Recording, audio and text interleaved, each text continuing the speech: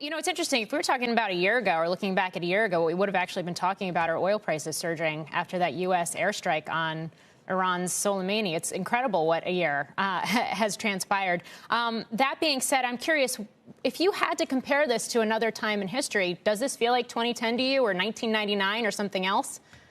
Mike Santoli said it felt like 1942, which was the year my father was born. Don't know that I have much insight on that one. I think that's something we always look at the flips of calendars. Like, what's this year going to look like? And I think the markets are always looking for analogs. Like, everybody wants to know, is 2020 like 1968 from a social justice standpoint? Does equity markets feel like 1999 or 2000? And the answer is everything is different. Like, this is a very different time. The dynamics are very different. It's hard to say that it feels like any one moment in time. What I will say, and that's because we've got collective knowledge, right? What the Fed did in March, in terms of getting on the liquidity spigot very quickly, enabled a number of different companies to finance themselves, which by definition is the fastest they've ever done that. So it's hard to say that this year feels like, or 2020 feels like any previous year. I would say coming into this year, it actually feels like we've got significant hope. There's been a tremendous amount of growth in areas like biotechnology and sustainability that I think are going to play out over the long term. And that's what I have said to our clients, which is, there'll be volatility in the short term. There'll be rotation in the short term. But if you look at some of these irrefutable trends that are going to play out over the next 3, 5, 10 years, if you are in the right sectors with the right names, you're going to make a lot of money. Yeah, I realize this might be more of a short-term story, but how much, from a market perspective, how much hinges on this Senate runoff in Georgia tomorrow and the outcome of that election?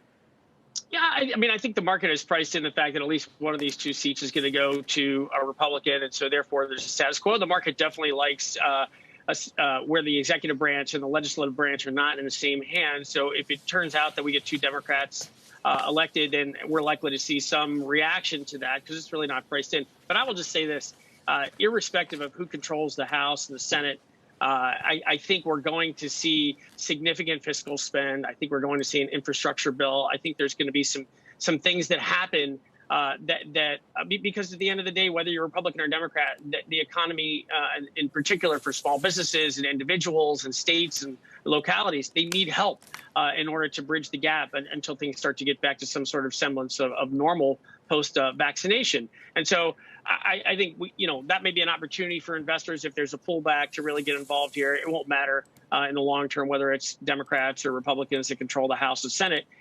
Because at the end of the day, some of these trends are irrefutable regardless of your politics. Yeah, Jeff, let me end on that, whether it's an irrefutable trend or not. ESG, because, of course, it was a key area of focus in 2020, and it did seem to sort of elevate to a new level. Do you think that that's for real? Are you hearing more from CEOs and from asset allocators in terms of it being important to the way they think about their future?